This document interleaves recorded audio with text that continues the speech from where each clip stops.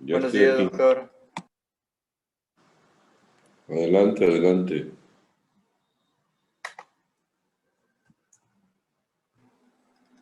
Doctor dijo que continuaríamos con fracturas de brazo y codo. Terminaríamos este tema y ya iniciaríamos el siguiente. Exactamente. Entonces ahí estamos viendo una prótesis, ¿verdad? De húmero. La que sigue.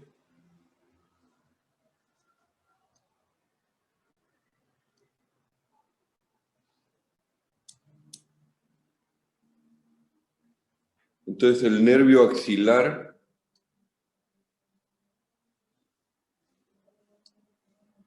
está alrededor del cuello quirúrgico y puede lesionarse en las fracturas del cuello quirúrgico, precisamente. La que sigue.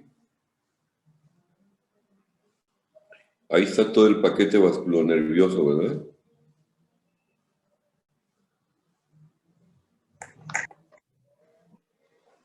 La que sigue. Una serie de ejercicios para poder rehabilitar el hombro.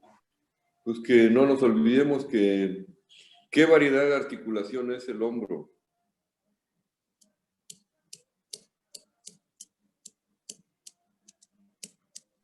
Esferoidea. Es esferoidea y por tanto, ¿qué movimientos tiene? Por sus Es movimientos. circunducción. Tiene circunducción, es una enartrosis, porque tiene todos los movimientos. Entonces lo que hay que recuperar, pues son todos los movimientos. Y como es móvil, es una diartrosis, ¿verdad? Por ser móvil. Muy bien.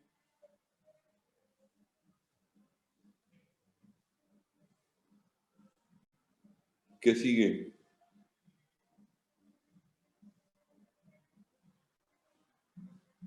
Todo eso lo vimos, ¿verdad? Una fractura trifragmentada.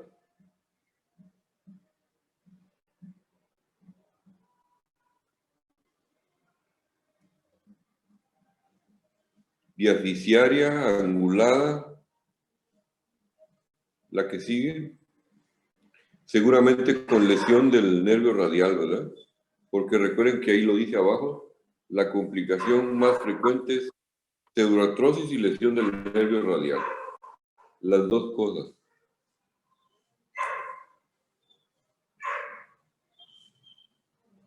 Y ahí están las imágenes en medio, donde está la férula en U y el yeso colgante, ¿verdad? O sea, cómo se aplica como colgante para que les decía yo que el mismo peso alinee la fractura.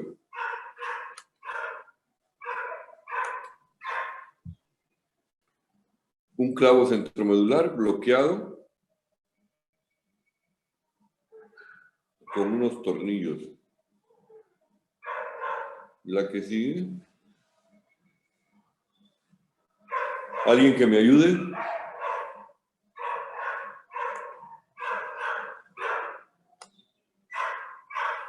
¿Alguien que me ayude?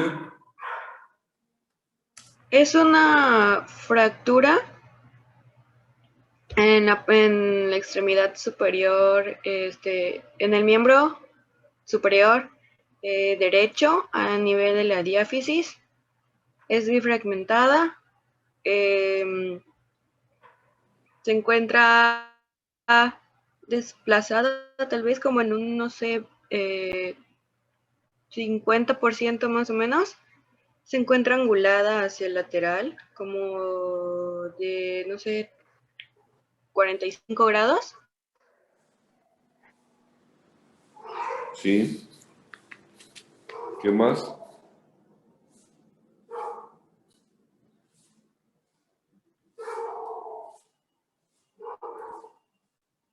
Bueno, por lo que veo, supongo que el paciente tiene un yeso por la coloración blanca que se ve alrededor. Bravo, además tiene yeso. Muy bien.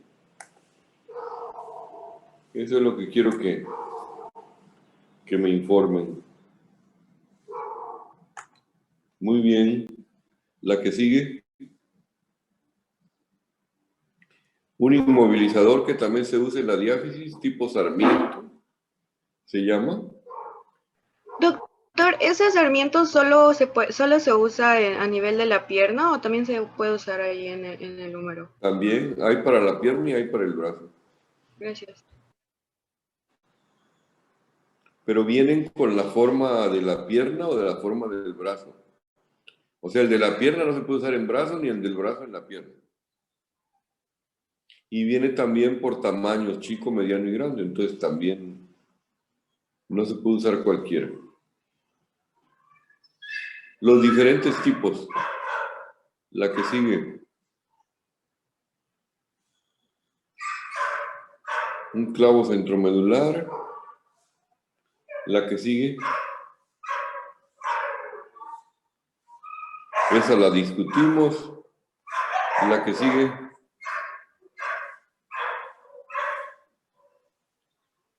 Vean entonces cómo los nervios se pueden lastimar porque están pegados al hueso. La que sigue.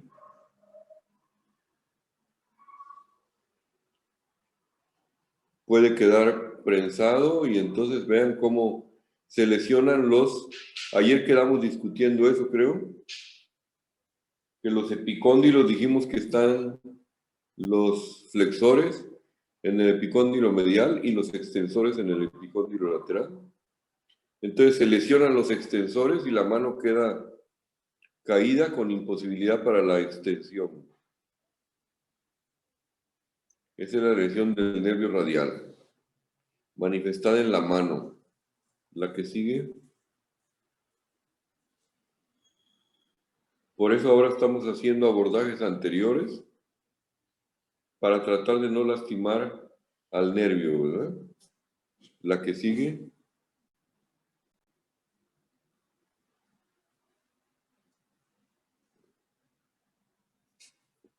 Lo que vimos ayer del triángulo.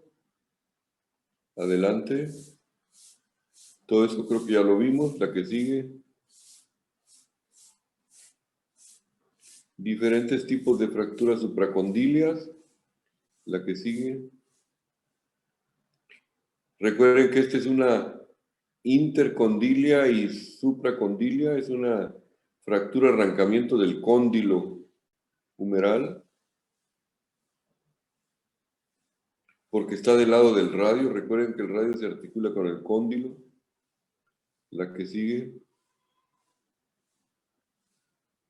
Y esta es una multifragmentada. Vean que hay un trazo intercondilio y supracondilio.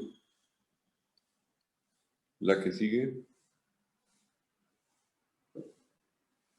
Como siempre requerimos de por lo menos 2 proyecciones.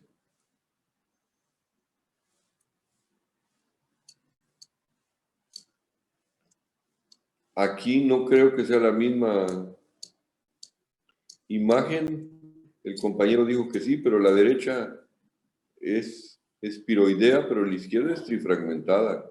Pues ahí se ven 3 fragmentos por lo menos.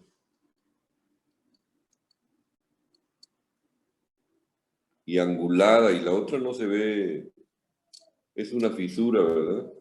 Es una fractura fisuraria, mientras que la otra se ve desplazada, angulada. La que sigue.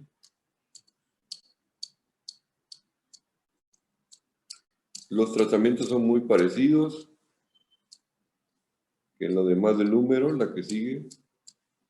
Y recuerden que como son fracturas intraarticulares, pues tratamos siempre de recuperar la forma, la función de la articulación. Es muy importante pues recuperar la forma para recuperar la función. En todas las fracturas intraarticulares. Si no, la complicación es que la articulación se va a ir a la artrosis y a la disminución de la función de la articulación. Cualquier articulación de todo el cuerpo. La que sigue. Otras imágenes con 2 placas, pero no están en la misma zona, si están en zonas diferentes. La que sigue.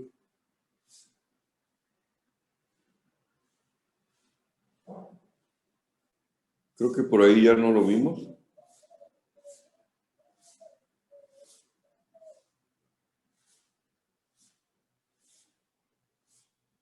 A ver quién estaba hablando. Ayer, ¿quién estaba hablando? ¿No me escuchan? Sí, doctor, yo hablé de eso.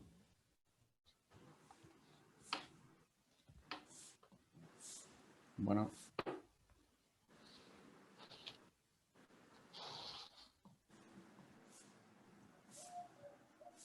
Recuerden que ayer lo decíamos que el nervio cubital va en el lado de adentro por la epitróclea y cuando nos golpeamos ahí, se nos duerme el dedo pequeño, ¿verdad? Sentimos muy raro el dedo pequeño. Y en cambio el nervio radial va por el lado lateral.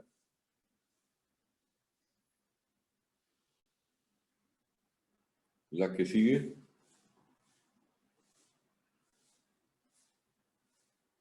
Y las tres diferentes lesiones que hay, ¿verdad? Del nervio mediano, la mano del predicador, la del nervio cubital y la del nervio radial, que la mano queda caída. La que sigue. Recuerden que cada uno de los nervios tiene un dermatoma, o sea, una zona donde se manifiesta sensitivamente, porque son nervios mixtos. Y ahí lo estamos viendo que en la palma de la mano, el nervio mediano es hacia el pulgar y el último dedo es hacia el nervio cubital y la mitad del cuarto. Y el nervio radial, pues es la parte dorsal de la mano.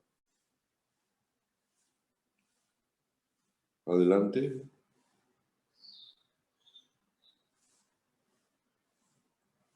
Y ahí va todo cómo se origina y cómo se distribuye, que ya lo dijimos, el nervio radial. Esto es muy importante que lo sepamos. Existe un estudio eléctrico que le pedimos al paciente que tiene alguna lesión neurológica o que sospechamos que tiene algo neurológica. Y se llama un electrodiagnóstico, una electromiografía. Y esa nos dicen si está lesionado el nervio completo, si está lesionado parcialmente. Nos sirve para ver la conducción nerviosa y la función muscular.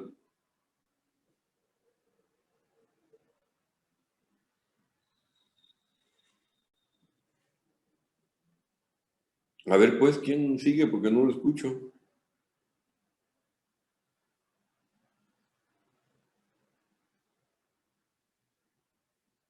¿Nadie?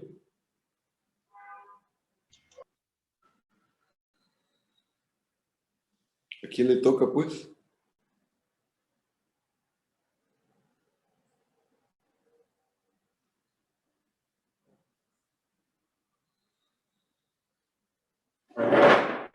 Jefe, ¿a quién le toca? ¿Todo se refiere a que continuemos con esta diapo o que pase el siguiente equipo? Sí, que continuemos con eso, pues, y nos falta. ¿O a nadie le tocaba eso o qué?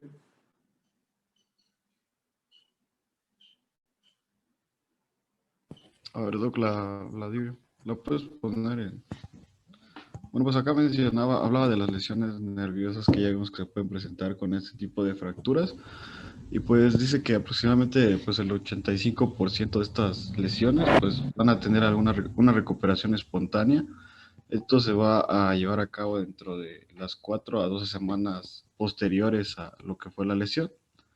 Y que pues si la lesión posterior a estas 12 semanas pues no presenta una recuperación, pues se va a tener que hacer una exploración quirúrgica y pues neurológica de lo que son los nervios. Puede ser que el paciente presente lo que es una neuroapraxia, que esto es una lesión pasajera del nervio y que es recuperable dentro de estas 4 semanas. O puede que el paciente también presente una axonomesis. Esta va a ser una lesión parcial de los axones dentro de las válvulas de mielina Y pues la recuperación de esta oxonomesis pues va a llevar más tiempo, va a ser una recuperación más lenta, puede ser de meses hasta años, o puede ser que el paciente igual presente lo que es una neurosmesis, pues que igual es una lesión pues, del nervio periférico. Aquí se van a afectar más lo que son los axones y pues la vaina de mielina, y que va a requerir cirugía. Como decía, pues la recuperación es más lenta que si solo se afectara el nervio y no las vainas. La otra, por favor. A ver, no es solamente para la extremidad superior. Aquí estamos hablando de cualquier lesión nerviosa periférica, ¿sí?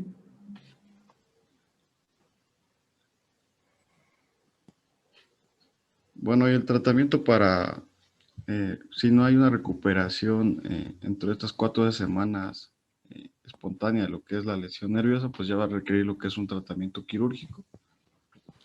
O también podemos usar lo que es una férula enyesada en L, posquirúrgica en acroextensión, creo que es como la que se ve en la pantalla.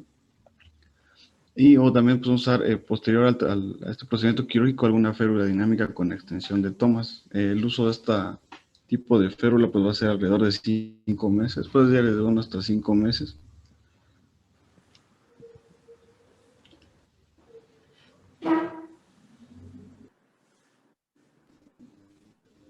Pues eso es todo.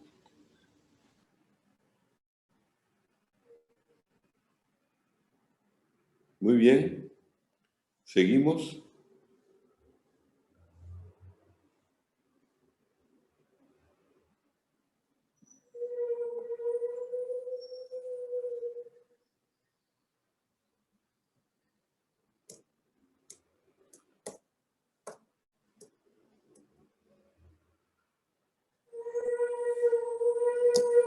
¿Quién sigue?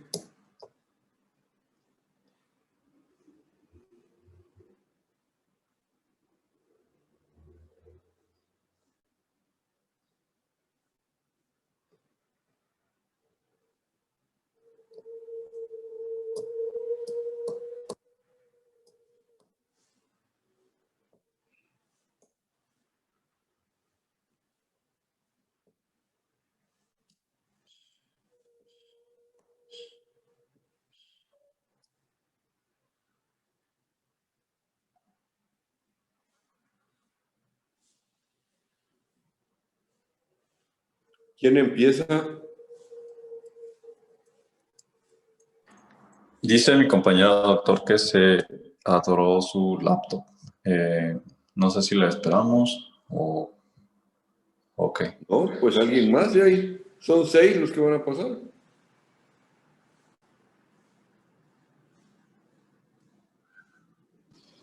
Doc, buenos días. Disculpe, yo tengo una duda. Ve que ayer comentábamos que en el caso de la diáfisis del húmero tardaba más tiempo en consolidar, o sea que tardaba más del mes que habíamos visto. Entonces la duda es, ¿en qué momento haríamos la radiografía de control? Que normalmente nos había dicho que haríamos al mes. No, yo les dije que cada 15 días. Ah, ok, gracias.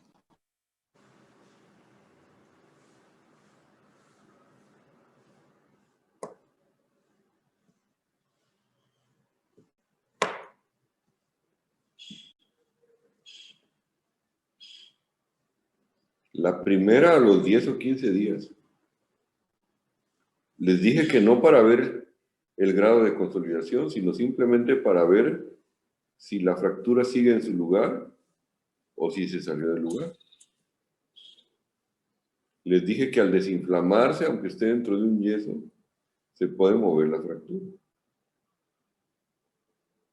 Y acuérdese que su compañero habló el otro día, medio inquieto, que cuando estaba pequeño se le enchuecó su fractura y después aceptó que su yeso estaba hecho pedazos.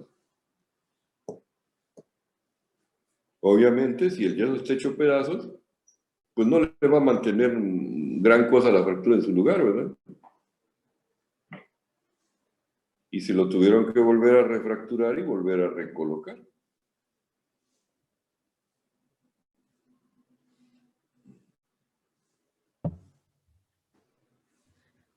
Buenos días. Bueno, pues nosotros somos el equipo que vamos a comenzar a hablar de las fracturas del antebrazo. Y bueno, para empezar a dar el tema, vamos a recordar un poco acerca de la anatomía del cúbito, o bueno, también conocido como una. Le puedes dar la siguiente. Bueno, pues el cúbito, o bueno, la ulna, es el hueso estabilizador del antebrazo, y de los dos huesos que conforman el antebrazo es el más largo y el más medial. Este es un hueso largo que de manera proximal, que es la porción más de mayor tamaño, se articula con el húmero, y lateralmente se va a articular con la cabeza del radio. Para articularse con estos dos huesos, tiene dos prominencias, que una es el olecranon, que es la que se va a proyectar directamente acá, en su cara posterior, y este nos va a estar formando el punto más saliente del codo. Esta estructura también nos va a servir como palanca para la extensión del codo, y la otra prominencia que vamos a encontrar en esta parte proximal va a ser el proceso coronoides, que pues se va a proyectar de manera anterior. Estas dos proyecciones, si se dan cuenta, forman las paredes de la incisura troclear. Aquí se alcanza a ver la incisura troclear, que es prácticamente como una llave inglesa, si se dan cuenta, y es en donde se va a articular la troclea del húmero. Y inferior acá al proceso coronoides vamos a encontrar aquí un poco lateral, vamos a encontrar la incisura del radio, en donde se va a articular la cabeza del radio, y abajito de vamos a encontrar la tuberosidad de la ulna. ¿Me puedes dar la siguiente, por favor? Como les comentaba, la articulación entre el húmero y la ulna nos va a permitir que se hagan movimientos de flexión, extensión, pronación y supinación.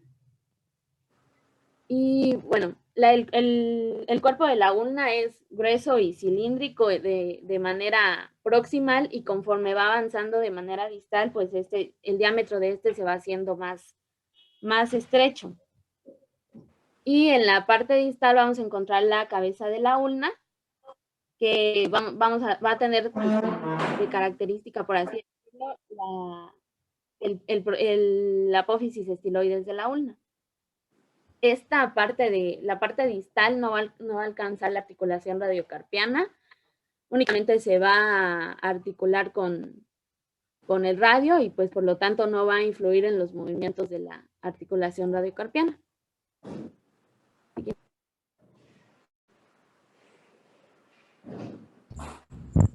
Bueno, ahora hablando del cúbito proximal, vamos a tener que va a estar conformado principalmente por lo que es tejido esponjoso, y es muy importante ya que es intraarticular.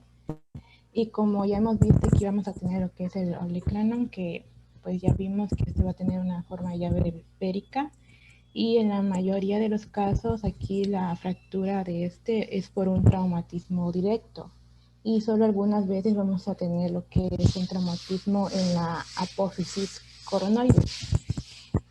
La siguiente, por favor.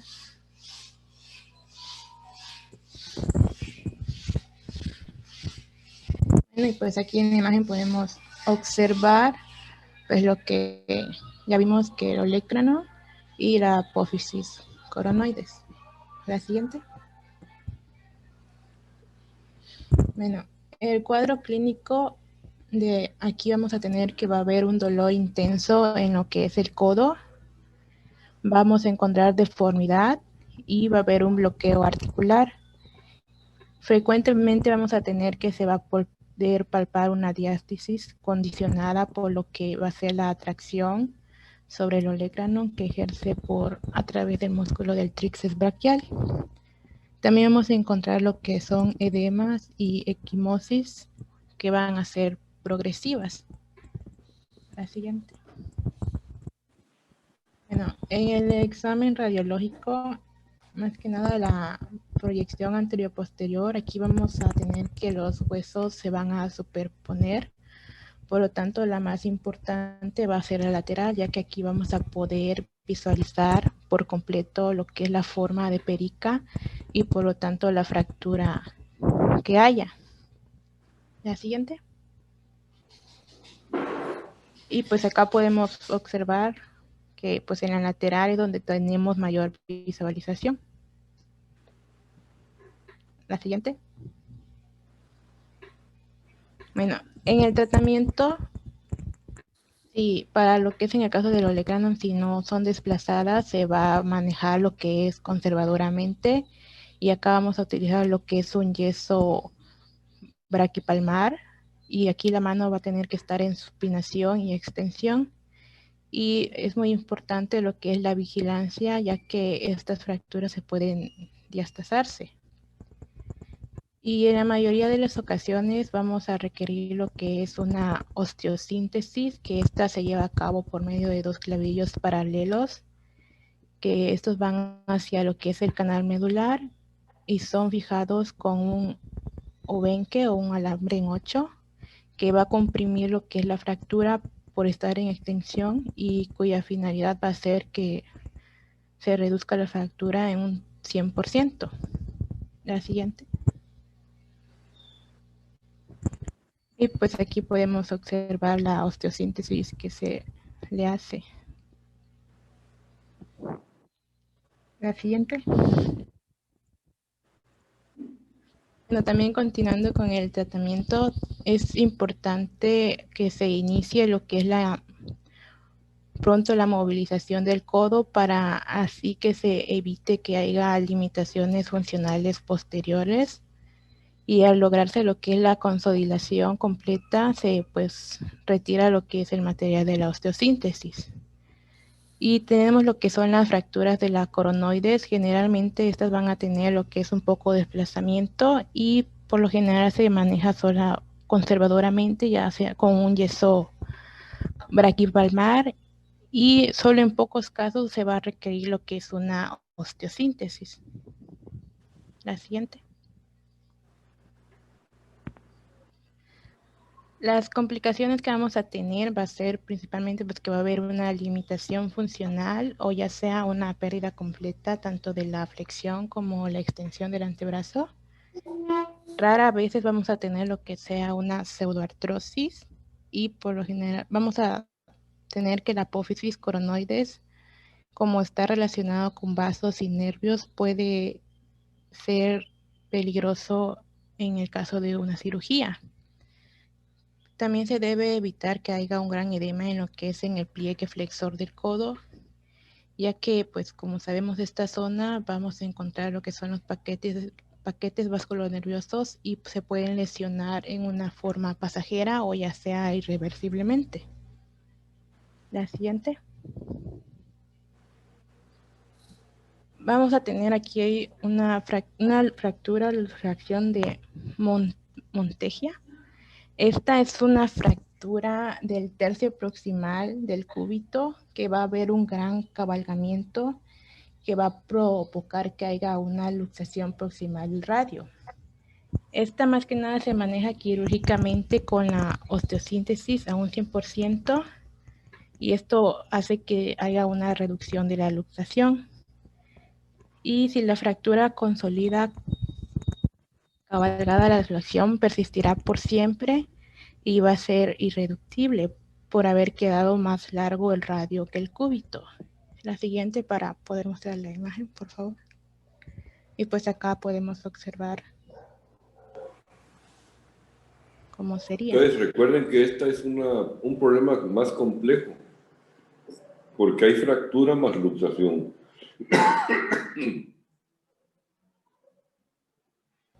Ajá, la siguiente.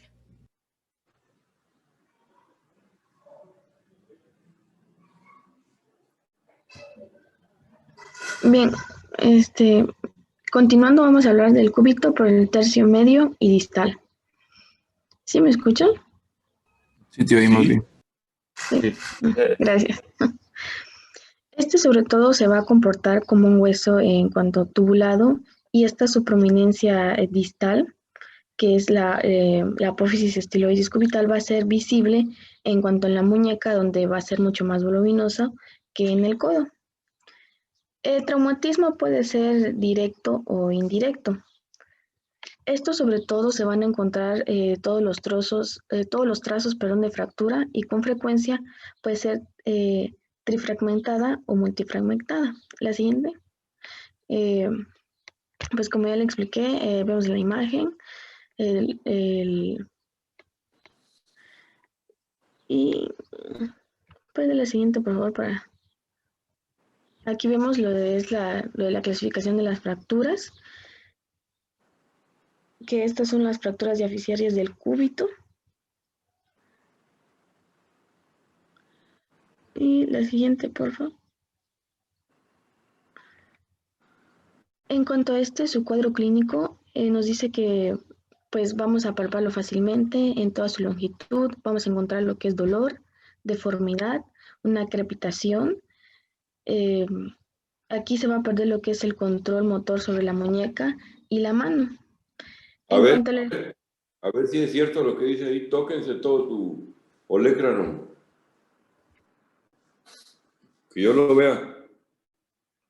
Y de ahí corran su mano por todo el cúbito hasta llegar a la muñeca. ¿Sí? Entonces vean que sí se puede tocar. Y vamos a ver al rato que el radio, en cambio, hay una parte donde hay mucha carnita y no se toca. Pero el cúbito sí se puede tocar. Entonces, cualquier fractura que haya en el cúbito, pues se toca fácilmente si está desplazada.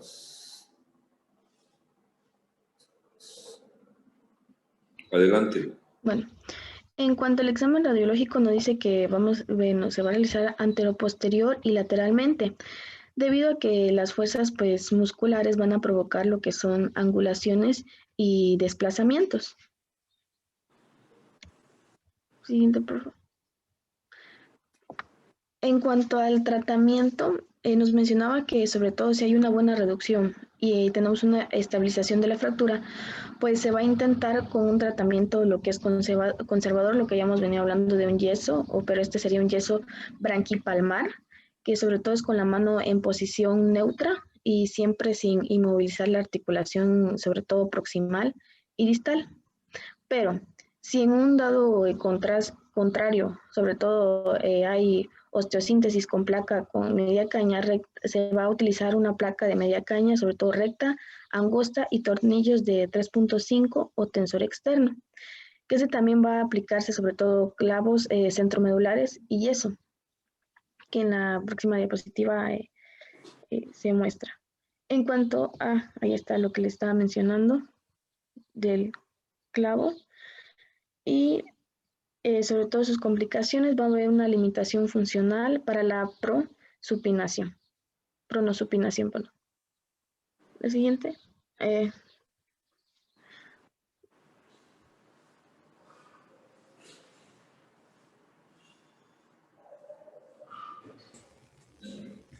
Bueno, pues vamos a comenzar hablando de radio proximal. Y primeramente pues vamos a hablar sobre algunas generalidades de esta parte.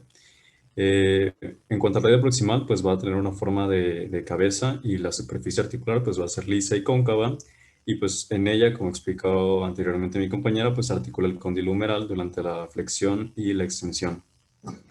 La cabeza se va a articular en la periferia pues con la escotadura radial del cúbito, y se va a continuar con una sección menos voluminosa que va a ser pues la del cuello, que está unida al cúbito por medio del ligamento anular. Y la tuberosidad del radio pues va a ser esta parte del hueso que va a separar la extremidad proximal, o sea la cabeza y el cuello, del cuerpo del radio. La siguiente, por favor. Bueno, primeramente, ¿cómo vamos a tener una fractura de radio proximal? El modo de producción típicamente van a ser caídas o traumatismos que se deban a caídas con el codo en situación de valgo forzado. Muchas veces, sobre que caen en una situación de valgo forzado, la muñeca se encuentra en una situación de hiperextensión y el antebrazo y el brazo se van a encontrar en una situación de pronación. Esto pues va a provocar que el cóndilo humeral impacte sobre la cabeza, produciendo pues fracturas de tipo fisurarias, ya sean desplazadas, no desplazadas o multifragmentadas. En cuanto al cuadro clínico, pues obviamente que va a haber dolor intenso, que va a bloquear la flexoextensión y la pronosupinación, y pues obviamente también pudiera haber aumento del volumen directo pues en la zona del codo, particularmente en la zona lateral. En cuanto a los exámenes radiográficos que se pueden solicitar, pues son el anteroposterior y lateral del codo, aunque se pueden solicitar también radiografías especiales, como la craneocaudal, que se solicita a 45 grados. La siguiente, por favor. Bueno, en cuanto a la fractura de cabeza de radio, se va a usar comúnmente la clasificación de Mason-Johnston, y esta va a ser de 4 tipos. La primera va a ser pues, la tipo 1, que van a ser fracturas subcondrales no desplazadas o fracturas no desplazadas del cuadrante lateral. La siguiente va a ser la de tipo 2, que van a ser fracturas del borde lateral desplazadas. La tipo 3 van a ser fracturas que van a tener una gran conminución y van a estar desplazadas y que envuelven a toda la cabeza del radio. Y en cuanto a la tipo 4, que a veces conjuntan en una misma la tipo 3 y la tipo 4, van a ser aquellas que estén asociadas con luxación cúbito-humeral. La siguiente, por favor. Bueno, aquí tenemos una radiografía en la cual pues podemos ver cómo hay una fractura fisuraria del radio. Podemos observar que realmente no se aprecia desplazamiento y por tanto, como les mencioné, cuando no hay desplazamiento en una fractura de cabeza del radio, pues esto se recluye a que sea una fractura de grado 1, porque recordemos que en la grado 2 es una fractura en la cual ya hay desplazamiento de la parte fracturada. La siguiente, por favor. Bueno, en cuanto al tratamiento, aquí está un poco generalizado, pero realmente sí se puede individualizar según el tipo de fractura de acuerdo a la clasificación de Mason-Johnston. Y pues en aquellas no desplazadas se puede hacer empleo de yeso braquipalmar en supinación y pues obviamente radiografías de control que sean de frecuencia pues para vigilar posibles desplazamientos de la lesión. Y en aquellas desplazadas, pues se pueden intentar maniobras de reducción cerradas y si no se logra, pues obviamente sí se hará osteosíntesis con tornillos o clavos. Sin embargo, en el caso de multifragmentación, pues va a ser mejor la resección de toda la cabeza radial. Esto típicamente se emplea en las fracturas de cabeza radial de tipo 3 y de tipo 4, en las cuales ya hay una conminución importante y pues obviamente no se podría realizar una reducción cerrada. Entonces, sí es común que en las de tipo 3 y en las de tipo 4, que ya hay una conminución y ya hay desplazamiento de los fragmentos óseos, se llegue a emplear maniobras de exéresis de la cabeza del radio. Igualmente se puede hacer empleo de prótesis de la cabeza radial, pues de materiales sintéticos que son compatibles con el cuerpo. Y en cuanto a las complicaciones, pues la incisión debe hacerse longitudinal y sobre la cabeza del radio y tener cuidado especialmente con el nervio radial, ya que pues si se llega a lesionar, la consecuencia es irreversible. Y las fracturas que son intraarticulares y dañan al cartílago pueden dejar secuelas de artrosis. Creo que es todo.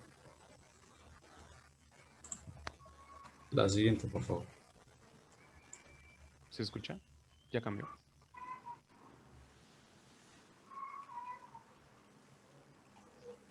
Sí, ya cambió. ¿Se está moviendo? Es que... Ah, no, quedó en tercio medio del radio en la diapositiva. me quedó estático. Si quieres, proyecto yo si tienes problemas. Sí, mejor porque detuvo.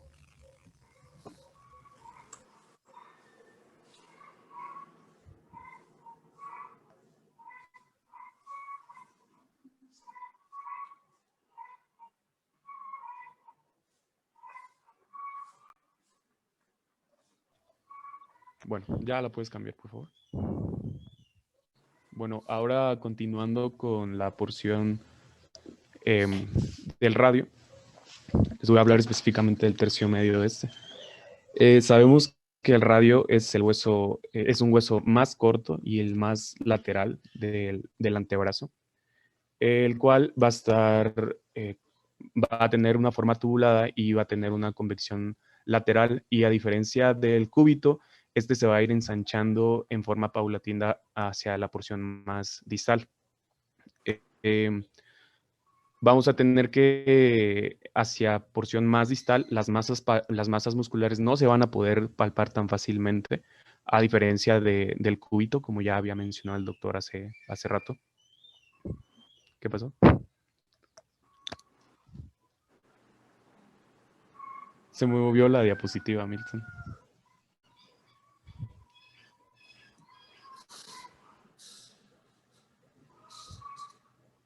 Ajá.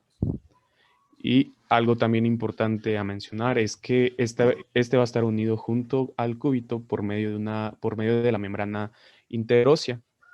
Sabemos que el hueso radial se va a articular 4 veces desde su porción más superior con el cúbito hasta su porción más inferior con huesos del carpo. Las fracturas en esta región suelen producirse de igual manera como en el radio o en el cúbito, que por lo regular suelen ser ambas, y no únicamente por lo regular siempre este tipo de fracturas van acompañadas, radio y cúbito. Entonces, estas suelen darse de forma directa o indirecta, y los trazos en las cuales pueden ocurrir estas fracturas se dan en todas las variedades que existen. Algo importante a mencionar es que los fragmentos tienen rotaciones, y esto va a dificultar de una manera muy importante el tratamiento conservador. Ya la puedes cambiar. Algo que se debe mencionar sobre las fracturas de radio, y también abarcando de una forma general el radio y el cúbito, es que estas tienen una gran incidencia, sobre todo en niños. Aproximadamente un 20 a 25% de estas fracturas se dan en niños menores de 9 años, y la gran mayoría de estas fracturas se van a localizar en todas las porciones, pero principalmente en la metáfisis distal del radio, en un 70%. La gran mayoría y esto lo podemos explicar gracias a, como ya hemos mencionado anteriormente, el radio en su porción más distal va perdiendo musculatura, y la capa, el hueso cortical se va volviendo más delgado. De cierta manera, a esto lo podemos atribuir el que en esta porción haya más lesiones causadas por un traumatismo. ¿Cuál va a ser el cuadro clínico que va a presentar cada paciente? Pues se va a perder el control sobre el antebrazo, y también se va a acompañar de una incapacidad funcional hasta la zona distal. Va a haber un dolor intenso, y también va a haber edema en grados variables. Otra, por favor.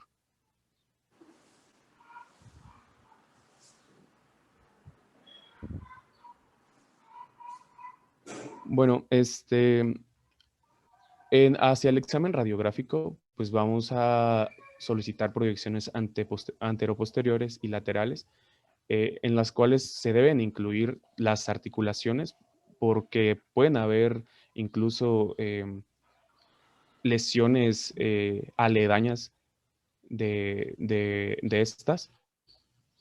Es decir, que si hay una lesión del tercio medio distal del radio, esto pudiera abarcar también algunas articulaciones como la radiocarpiana, ya que hay una conexión muy estrecha con esta. Es importante mencionar también que esto también va a depender, las lesiones van a depender, como cualquier otro tipo de lesión, del estado físico, de la edad de cada paciente. ¿Cuál va a ser el tratamiento? Pues el mejor va a ser la osteosíntesis con placas de media caña y también tornillos, o placas de 3.5 rectas y angostas. Se deben hacer incisiones longitudinales, y si los dos huesos están fracturados, cada una debe tener una incisión, y hacerse la osteosíntesis correspondiente en cada hueso. En caso de requerirse yeso braquipalmar, debe colocarse en posición neutra. ¿La puedes cambiar? Y es importante mencionar que pues esto se debe de mantener, justo como en la imagen en la que vemos, esa es la posición que se debe mantener con el pulgar en extensión también. ¿La puedes cambiar? Y aquí podemos ver una fractura de radio. Se puede notar pues fácilmente que está alterada esa estructura. Como les mencionaba, es importante que en este tipo de radiografías se abarque en las articulaciones, ya sea de la muñeca o del codo, para valorar que no haya una extensión de las mismas. ¿La puedes cambiar? ¿Cuáles van a ser las complicaciones? Pues como en las otras lesiones de esta porción, pues lesión del nervio radial. También el de no hacerse la osteosíntesis al 100%, se va a perder la pronosupinación y las fracturas multifragmentadas pueden evolucionar a una pseudoartrosis. También puede haber acortamientos en caso de cabalgamientos y tratamientos conservadores.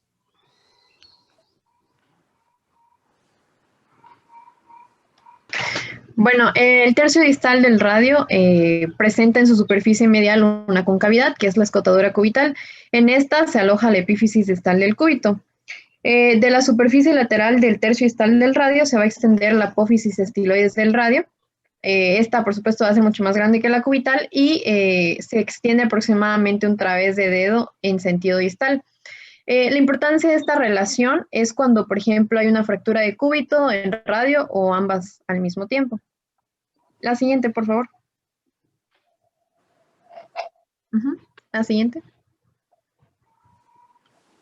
Bueno, en el tercio distal del radio las fracturas se van a presentar con mayor frecuencia en adultos mayores y en las mujeres por la osteoporosis. El mecanismo por el cual se produce esta fractura va a ser indirecto. Por ejemplo, cuando hay una caída a nivel del piso, pues la persona lo que hace es apoyarse con las palmas de las manos. Esta se va a acompañar con frecuencia con la fractura de la apófisis estiloides del cúbito. Y algo muy importante aquí es recordar que es más largo el radio que el cúbito y por eso después de una fractura del tercio distal debemos tratar de restablecer esta relación para que no haya alteraciones en la movilidad de la muñeca o la movilidad se recupere. La siguiente, por favor. Bueno, con respecto al cuadro clínico, esta fractura va a ser de apariencia clásica y va a presentar una deformidad en la muñeca en dorso de tenedor, que esta pues se condiciona por el impactamiento de la fractura metafisiaria y la angulación dorsal de la porción distal. Esto va a producir en el paciente dolor, edema y una incapacidad funcional distal. El examen radiográfico, bueno... A ver. Ajá. Cuando hablaron de las fracturas proximales de cúbito, hablaron de la fractura luxación de Montegia. Y aquí estamos hablando de fractura luxación de Galeazzi, fractura del radio y luxación cubital distal. Vimos una radiografía al principio donde en la lateral estaba luxado el cúbito. Esa se llama de Galeazzi, ¿sí? Muy bien. Ok, bueno, en el examen radiográfico va a ser muy importante tomar radiografías anteroposterior y lateral porque pueden haber trozos intraarticulares y es muy importante que observemos bien las características de las deformidades, porque al momento de analizar sus características va a depender de las maniobras que vamos a hacer para hacer la reducción. Bueno, el tratamiento por lo general es conservador y pues en la mayoría de los casos va a proporcionar buenos resultados.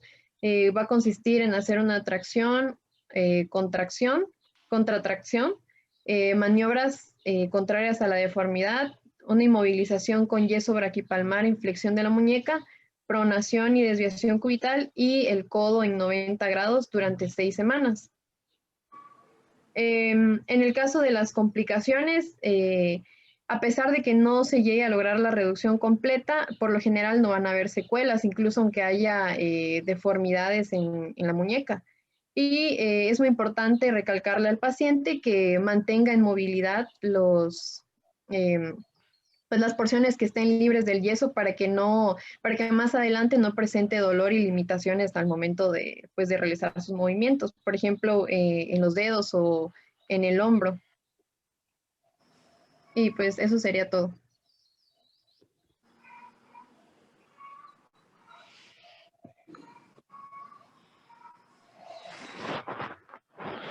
Fue la última, ¿verdad? Bueno, ¿tienen alguna pregunta? Sí, Doc, una pregunta. Cuando hay fractura de la apófisis coronoides, ¿también se limita la pronación y supinación? ¿Está afectada o no?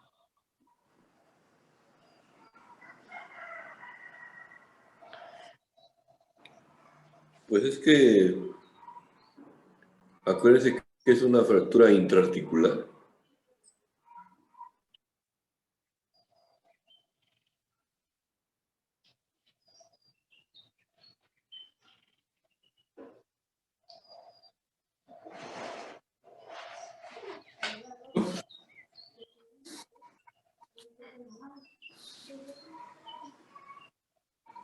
¿Estás ahí en la imagen?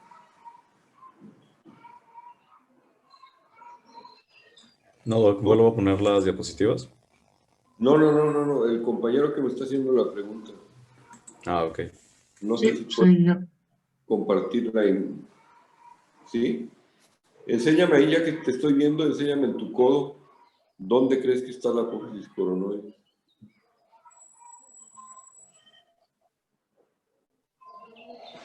¿Por qué lo quitaron? Ya se estaba viendo y ya lo quitaron.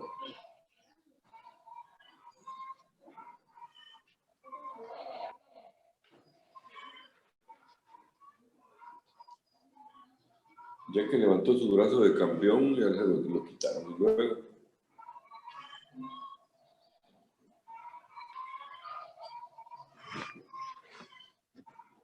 ¿dónde estás, compañero? Aquí está, Doc. Enséñame, pues, en dónde que yo vea.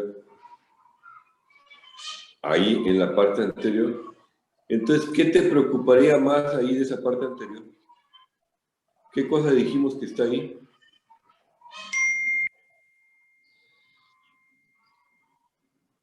Hay un paquete vasculonervioso, Doc.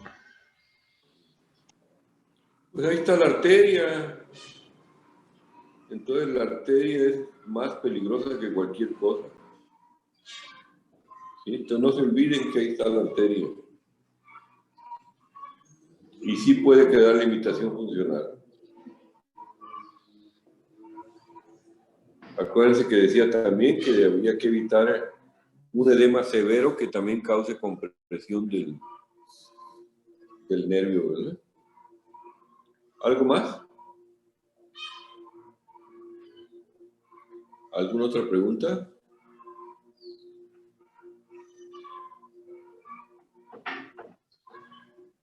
Creo que no, Doc.